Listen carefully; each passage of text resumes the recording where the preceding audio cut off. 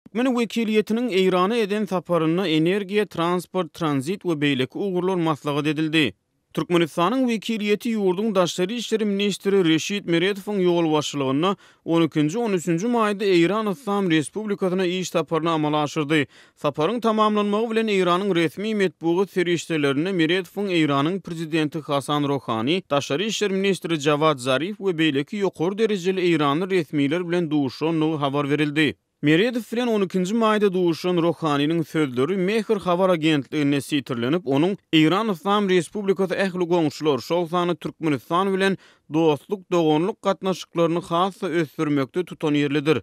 Iki ýurdun arasyndaky gatnaşyklaryň ösdürilmegine hiç ýyly päsgelçilik ýok we şol gatnaşyklaryň ähli ugurlarda puwtalandyrylmagy zerurdur diýen habar berildi. Şeýle-de Eýranyň prezidenti iki taraplaryň gatnaşyklary ösdürmegiň anyk ugurlaryny agzap, gara ýol gurulşygyny hem öz üçin alýan taslammalary durmuşa geçirmekde, Eýranly kompaniýalaryň Türkmenistany tehnik inženerlik hyzmatlaryny hödürlemäge taýýardygyny aýtdy. Rohani ulum bilim puwdagyny hem-de häzirki zaman tehnologiýalaryny ulanmakda iki taraplaryň gatnaşyklary ösdürmegiň möhümdigini, şeýle-de iki ýurdun arasyna syýahat mümkinçiliklerini giňeldip syýahatçylygy ösdürmegiň ýurtlaryň arasyndaky özara gatnaşyklary goşakdygyny belläpdir. Eýranyň medpugatyny Reşit Meretowyň sözlerini de salgylanyp, onuň Rohani bilen geçiren duşuşyny iki ýurdun arasyna ähli ugurlarda şol sany energiýa we üstaşyr ulgamlarda hyzmatdaşlyk etmäge giň mümkinçilik bar diýen habar berildi. Şeýle-de medpugatda peýda bolan habarlarda Türkmen wekiliýetiniň Eýranyň daşary işleri ministri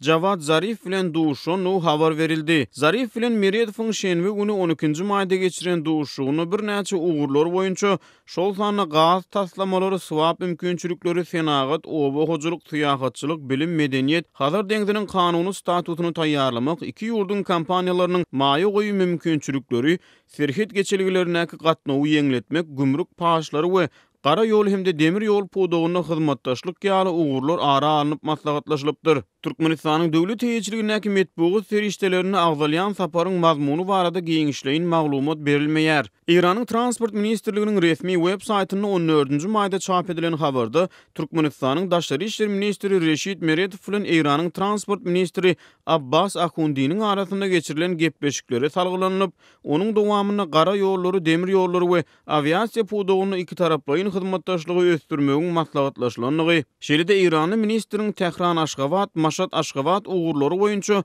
uçur gatnawlaryny ýola goýmagy teklip edenligi bellenip geçilýär. Türkmenistanyň wekiliýetiniň Eýrana edýän saparynyň ikinji gününde Meretow Eýranyň parlamentiniň spikeri Ali Larijani bilen duşuşdy. Mehr habar gullugynyň täziriklerini Larijanynyň iki ýurdun parlamentleriniň arasynda gatnaşyklary mundan beýlek ösdürmäge taraplaryň isleg bildirýändigini aýdanlygy habar berilýär. Eýranyň Tasnim habar gullugyny Meretowyň Eýranyň prezidentiniň diwanynyň başlygy Mahmud Vaezi bilen duşuşanyny ýygnagyň barşyna iki ýurdun arasyna bank ulgamyny hyzmatdaşlygy ösdürmegiň maslahat edilenligi habar berilýär. Galyp ertede ýekşenbe güni Meretow Eýranyň Newit ministri Bijan Namdar Zanganeh bilen duşuşdy diýip Eýranyň medpugaty habar berýär. İRNA habar agentliginiň maglumatlaryna Eýranyň transport ministri Abbas Akhunda salgylanyp, 12-13 maýda Türkmen wekiliýetiniň Eýrana eden saparynyň barşyna Türkmenistanyň Eýran bilen gaz swap sewdasy boýunça ulalaşanyny habar berildi. Ýöne swap şertnamasy esasyna Eýranyň üstünden haýsy ýurtlary Türkmen gazynyň aktarylmagy boýunça ulalaşylanyny agzalmaýar. Şol sanyna Eýran bilen Türkmenistanyň arasyna bank puwdagyny hyzmatdaşlyk etmek boýunça gazanyldy diýilýän ulalaşyklaryň jikmejik mazmuny barada giňişli maglumat berilmeýär. Eýranyň prezidenti Hasan Rohani 27-28 martda Türkmenistana resmi sapary amala aşyrypdy.